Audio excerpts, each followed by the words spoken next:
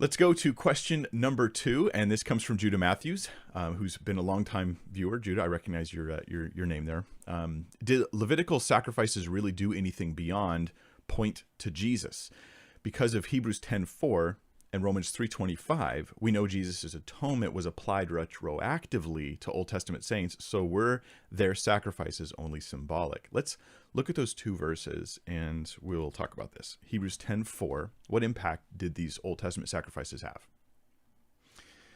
For it is possible that, it is not possible, excuse me, that the blood of bulls and goats could take away sins. That's the statement here. It's not possible that the blood of these animals could take away sins. So Hebrews, okay, this is again one verse out of a larger teaching section in Hebrews, but I'm going to do verse by verse through Hebrews this year. I will be digging into it starting this year, and so we'll get into all this in detail. But for now, just to say this, Hebrews is definitely saying that old covenant, there was some lack in it. There was some insufficiency in it to cover people's sins. And yet God gave it to them, and the language of the Old Testament is that it does cover sin. So how do we reconcile these issues? I don't think what Hebrews is ultimately teaching, this is my opinion, give some thought to this, form your opinion about it. I don't think what Hebrews is ultimately teaching is that in every way that the Old Testament law with sacrifices had no effect. I think what it's teaching is that apart from Christ, it is of no effect. That the blood of bulls and goats in and of itself doesn't do anything. It's not going to remove sin. It's not going to take away sins. But that through Christ, we have the fulfillment of that. So now let's say that you don't know about Jesus in detail yet, but you're that faithful Jew who is trusting in this process God gave you in the Old Testament law. And you're believing in God and you're performing the sacrifices. By virtue of Jesus, like you said, retroactively, by virtue of Jesus, you are being covered because you're responding to God in faith.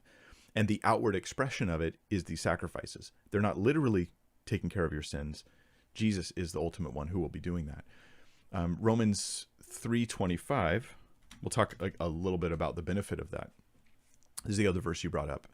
That Jesus is the one whom God set forth as a propitiation by his blood through faith to demonstrate righteousness. Because, and here let's talk about the past, in his forbearance, God had passed over the sins that were previously committed to demonstrate at the present time his righteousness, that he might be just and the justifier of the one who has faith in Jesus.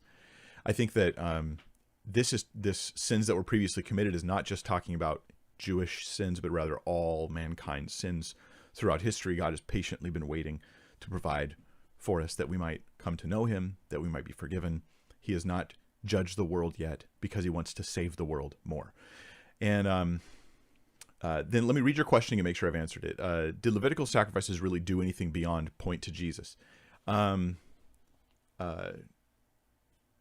guess I could answer the question as my opinion would be no. They didn't do anything beyond point to Jesus in the sense of salvation, right? They're bringing salvation to people. They pointed to Jesus in a lot of ways, though, right? It gave something for the believing Jew to respond to, right, in the real time that would help them be aware of and be prepared for the gospel of Christ. It helped them to demonstrate that reality to others. So it points to Jesus in some very big and powerful and life-transforming ways. The sacrifices did other things because they also help deal with the conscience, right? The Jewish person who sinned, who partakes of a sacrifice says, okay, I'm dealt with, right? So it helps deal with that sense of consciousness of sin. But the continued ongoing sacrifices creates a constant awareness of continued sin issues. Jesus, he dies for us once, that we might know we are totally forgiven. We are currently, right now, right with God because of the one thing Jesus did. But again, I'm just preaching Hebrews now. So so their sacrifices were, you say they were only symbolic. They have other issues that are beyond just symbolism. They give the community of the Jewish people an identity.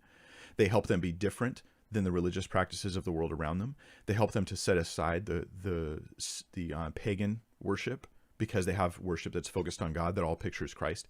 So without the full awareness of Christ, they're able to separate and, be holy unto God through those things. So it has a lot of effects on the community. I'm sure there's other things too. I'm not thinking of.